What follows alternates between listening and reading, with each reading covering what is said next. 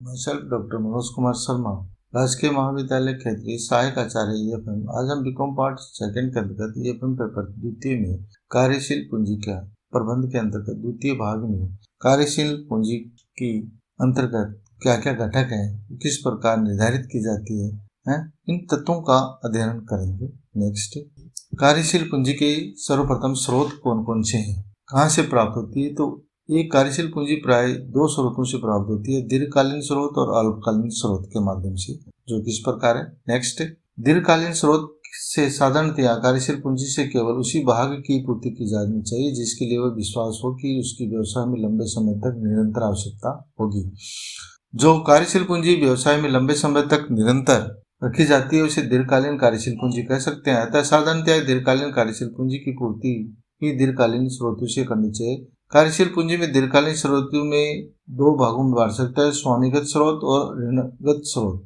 ऋणों के माध्यम से प्रत्येक इस प्रकार है। नेक्स्ट, स्वामिगत स्रोत में अंश निर्गमन करके कार्यशील पूंजी के लिए कोष प्राप्ति का एक महत्वपूर्ण साधन अंश निर्गमन है।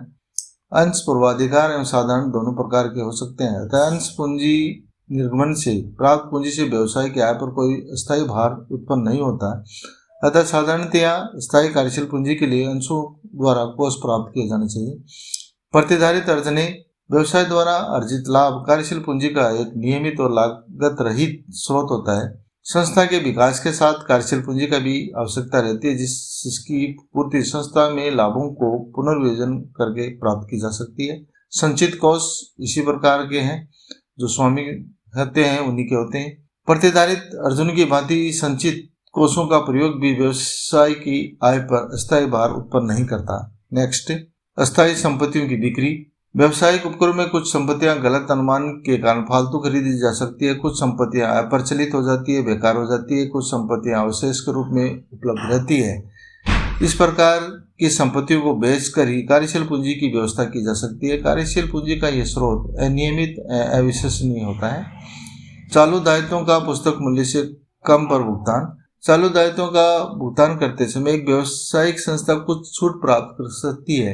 यह अग्रिम भुगतान अल्पकालीन कार्यशील पूंजी का एक साधन होता है। इसी प्रकार कर में विभिन्न खर्चों के लिए प्रावधान किए जाते हैं। हो सकता है कि वास्तविक भुगतान इन प्रावधानों की राशि से कम हो। अतः चालू दायित्वों का पुस्तक मूल्य से कम पर किया गया भुगतान कार्यशील पूंजी के लिए अनावर्ती साधन है। नेक्स्ट, ऋणगत स्रोत। ऋण पत्र के माध्यम से भी अंश पूंजी की भांति एक कंपनी ऋण पत्र निर्गमित करके कार्यशील पूंजी प्राप्त कर सकती है। यहाँ यह बता देना आवश्यक है कि ऋण पत्र निर्गमन से कंपनी की आय पर ब्याज की राशि का अस्थायी भार उत्पन्न होता है। अतः इसका प्रयोग व्यवसाय की प्रगति, व्यवसाय की आय की स्थिरता, जोखिम की मात्रा इत्यादि तत्वों को ध्यान में रखते हुए करना चाहिए।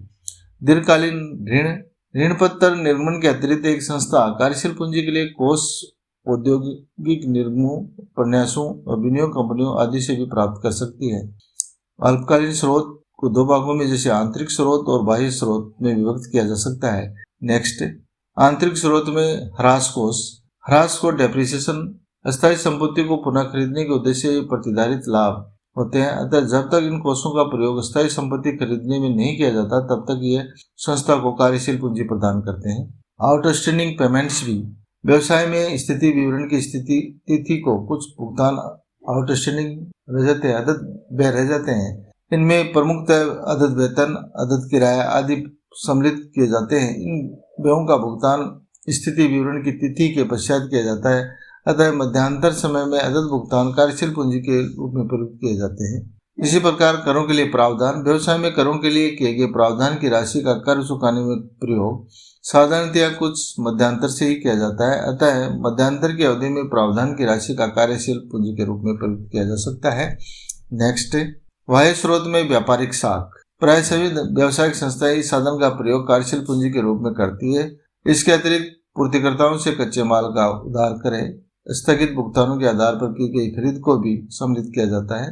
दूसरा है व्यापारिक साख पत्र। इसके अंतर्गत देय बिल्स पेबल, प्रतिज्ञा पत्र तथा अन्य विनिमय पत्र सम्मिलित किए जाते हैं। ये सभी कार्यशील पूंजी के ही स्रोत है। बैंकों से साख। प्राय सभी बैंक अपने प्रतिष्ठित ग्राहकों को अधिविकर्ष, ओवरड्राफ्ट, नगद साख, बिलों की पुनर्कटौती एवं अल्पकालीन ऋणों की सुविधा प्रदान करते हैं। इन सब से संस्था को कार्यशील पूंजी प्राप्त होती है। ग्राहकों से अग्रिम भी प्राप्त किया जा सकता है। नेक्स्ट, सरकारी सहायता। उद्योगों को प्रोत्साहन देने के लिए सरकार विभिन्न प्रकार की सहायता प्रदान करती है। जैसे उद्योग जिनकी सरकार प्राथमिकता देती है, उद्योगों को यह सहायता की राशि कार्यशील पूंजी में एक महत्वपूर्ण भाग अदा करती है। इसी प्रकार प्रबंधकों और संचालकों से ऋण। यह भी देखा गया है कि समय समय पर अल्पकालीन वित्तीय आवश्यकताओं की पूर्ति हेतु प्रबंधक या संचालक गण भी अपने पास से ऋण देकर व्यवसाय में कार्यशील पूंजी की मात्रा को बढ़ाते हैं। इस प्रकार एक उपक्रम कुछ सीमा तक अपनी कार्यशील पूंजी की पूर्ति इस ऋण के माध्यम से कर सकते हैं। कर्मचारियों की प्रतिभूति। कुछ उपक्रम अपने कर्मचारियों से प्रतिभूति के रूप में एक निश्चित धनराशि अग्रिम जमा ले लेते हैं, जो साधारणतः उनके पूरे संचालन या सेवा काल तक कंपनी के पास जमा रहती है। यह धनराशि संस्था में कार्यशील पूंजी के लिए प्रयुक्त की जा सकती है। नेक्स्ट, कार्यशील पूंजी की मात्रा के निर्धारित करने वाले कौन कौन से तत्व हैं, जो कि इस प्रकार है। क्योंकि कार्यशील पूंजी की राशि क्या हो, कितनी राशि का किस समय विशेष के लिए प्रबंध किया जाए और किस चालू संपत्ति में इनका विनियोजन किया जाए इत्यादि प्रश्नों के संबंध में वित्तीय प्रबंधकों को निर्णय लेने पड़ते हैं। इन निर्णयों के लिए कोई सामान्य प्रक्रिया नहीं है। इसे सभी संस्थाओं या उद्योगों पर समान रूप से भी लागू किया जा सके। इन प्रश्नों का निर्णय उद्योग में संलग्न व्यक्तिगत इकाइयों विशिष्ट परिस्थितियों के अनुसार किया जा सकता है। कार्यशील पूंजी की राशि को आंतरिक और बाह्य तत्व प्रभावित करते रहते हैं, जो कि इस प्रकार प्रमुख है। नेक्स्ट, व्यवसाय की प्रकृति। नियमित और निश्चित मांग वाले व्यवसाय में अनियमित और अनिश्चित मांग वाले व्यवसायों को अपेक्षाकृत कम कार्यशील पूंजी से काम चल जाता है। नियमित और निश्चित मांग होने से नगद प्रवाह सदैव बना रहता है और स्कंद या स्टॉक में अधिक विनियोग नहीं करना पड़ता। जिन व्यवसायों में मशीनीकरण की मात्रा कम और मानव श्रम की मात्रा अधिक होती है, उन उद्योग व्यवसायों की अपेक्षा उन व्यवसायों में अधिक कार्यशील पूंजी की आवश्यकता होती है, जहाँ मशीनीकरण की मात्रा अधिक और मानव श्रम से कम काम दिया जाता है। इसी प्रकार दूसरा तत्व फर्म और व्यवसाय का आकार कितना है। व्यवसाय फर्म के आकार पर भी कार्यशील पूंजी की मात्रा निर्भर करती है।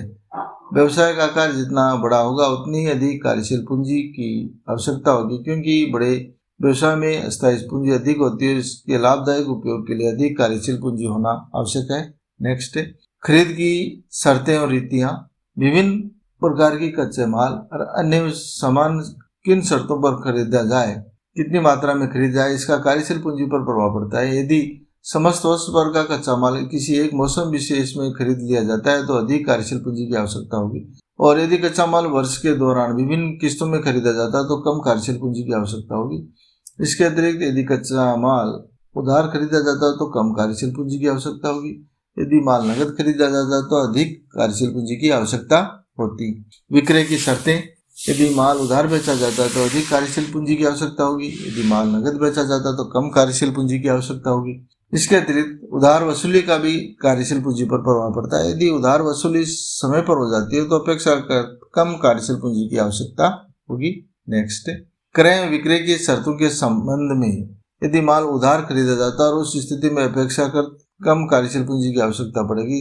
यदि माल नगद बेचा जाता है तथा उधार बेचा जाता है, यदि माल नगद बेचा जाता है तो उधार खरीदा गया जाता है तो कम कार्यशील पूंजी की आवश्यकता होती है। इसके अतिरिक्त यदि माल उधार विक्रय की वसूली सही समय पर नहीं होती तो उधार क्रय का भुगतान सही समय पर देना पड़े तो अधिक कार्यशील पूंजी की आवश्यकता होगी। इसी प्रकार उधार क्रय विक्रय की अवधि का भी कार्यशील पूंजी पर प्रभाव पड़ता है। उधार क्रय की अवधि अधिक और उधार विक्रय की अवधि कम होने पर कम कार्यशील पूंजी की आवश्यकता पड़ती है। बैंकिंग संबंध। ऐसी संस्थाएं जिन्हें पर्याप्त बैंकिंग सुविधाएं प्राप्त है और बैंकों की दृष्टि से निजी साख अच्छी है, जिन संस्थाओं में बैंकों का विश्वास है, वे संस्थाएं समय पड़ने पर शीघ्र वित्त की व्यवस्था भी कर सकती है, अपने कार्य कम नगद कोषों से भी काम चला सकती है। अतः ऐसी संस्थाओं को कम कार्यशील पूंजी की आवश्यकता पड़ती है। नेक्स्ट, व्यवसाय के विकास की सामान्य दर। भारत में कुछ वर्षों में व्यवसाय का विकास धीरे धीरे होता है। विकास के साथ साथ कार्यशील पूंजी की आवश्यकता भी बढ़ती है। व्यवसाय के विकास की दर और कार्यशील पूंजी की कमी के कारण व्यवसाय की प्रगति में भी रुकावट हो सकती है। व्यवसाय के विकास के साथ साथ अतिरिक्त कार्यशील पूंजी की पूर्ति लाभ के पुनर्विनियोग द्वारा की जाती है। यदि विकास की योजना बड़ी हो तो इसके लिए पर्याप्त कार्यशील पूंजी की व्यवस्था अन्य साधनों से की जानी चाहिए। इसी प्रकार लाभांश की नीतियां क्या है व्यवसाय में। ये भी कार्यशील पूंजी का एक प्रमुख तत्व है, घटक को प्रभावित करता है। लाभांश नीति और कार्यशील पूंजी का घनिष्ठ संबंध है। यदि लाभांश नकद में वितरित किया जाता है तो अधिक कार्यशील पूंजी की आवश्यकता पड़ती है। यदि लाभांश अंशों में वितरित किया जाए तो कम कार्यशील पूंजी की आवश्यकता होगी। नेक्स्ट, व्यवसायिक उच्चावचन। व्यवसाय को विभिन्न चक्रों से गुजरना पड़ता है, उसमें तेजी और मंदी के चक्र भी सम्मिलित है। यदि व्यवसाय की दशा सामान्य है तो कम कार्यशील पूंजी की आवश्यकता पड़ती है, परंतु व्यवसाय तेजी या मंदी की दशा में हो तो कार्यशील पूंजी की आवश्यकता में वृद्धि हो सकती है। तेजी काल में साधारणतया यह देखा गया है कि निर्मित माल मूल्य उतनी शीघ्रता उस अनुमान में नहीं बढ़ता जितनी शीघ्रता जिस अनुपात में कच्चे माल का मूल्य उत्पादन व्यय में वृद्धि होती है। भावी मूल्य वृद्धि की आशा से अधिक कच्चा माल व अन्य स्टॉक में रखना होता है, अतः अतिरिक्त कार्यशील पूंजी की आवश्यकता होती है। मंदी काल में व्यवसाय का संकुचन होता है। इस संकुचन के परिणाम स्वरूप अस्थायी संपत्ति और कार्यशील पूंजी का एक भाग निष्क्रिय हो जाता है तथा मंदी में व्यवसाय ज्यों का त्यों उभरता है, त्यों त्यों कार्यशील पूंजी की आवश्यकता पुनः उभरती है। इसके अलावा अन्य तत्व भी इसको प्रभावित करते हैं। उपक्रम की उत्पादन, वितरण नीतियों, समन्वय, परिवहन एवं संवादवाहन और सरकारी नीति आदि भी कार्यशील पूंजी पर प्रभाव पड़ता है।